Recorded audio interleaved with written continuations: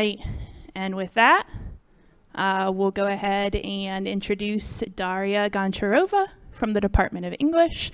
She will be presenting Dream Teams, teaching effective communication through group contract and reflection. All right, here we go, Daria.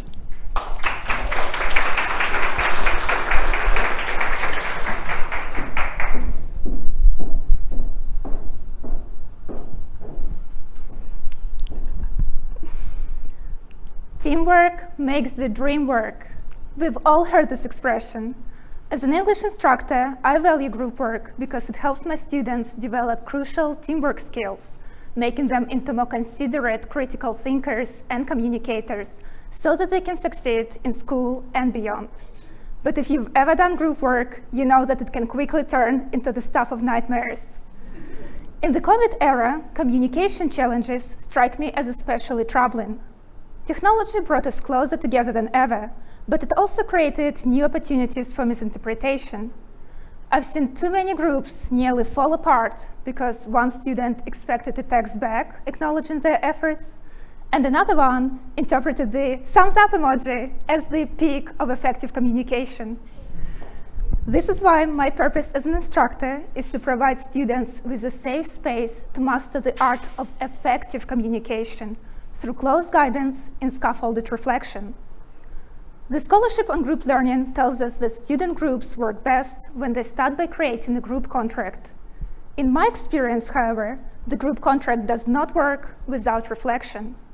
This is why the group contract that my students fill out starts with a table in which they reflect on their individual strengths and weaknesses.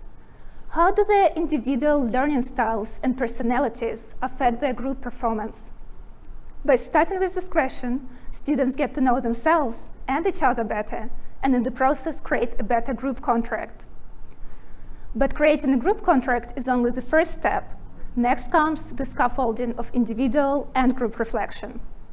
First, students revisit their group contract individually to reflect on their own constructive and destructive behaviors and come up with at least 2 questions about the effectiveness of their group contract. This exercise helps students move from reacting to responding and practice asking the right questions to start an open dialogue. Next, students use their individual reflections to have a group discussion about what's working and what's not. Here, the self-described dominating student A and the withdrawing student B use their individual reflections to change their group contract from the more general, we agree to put an equal amount of work, to we agree to give more quiet members an opportunity to speak first. As you can see, the scaffolding of individual and group reflection helped the group practice conflict resolution through active listening and come up with a solution that worked for them. To sum up, group work is hard. It takes time, practice, and reflection. But when students leave my classroom at the end of the semester, they have the skills to leverage their constructive behaviors into effective collaboration. Thank you.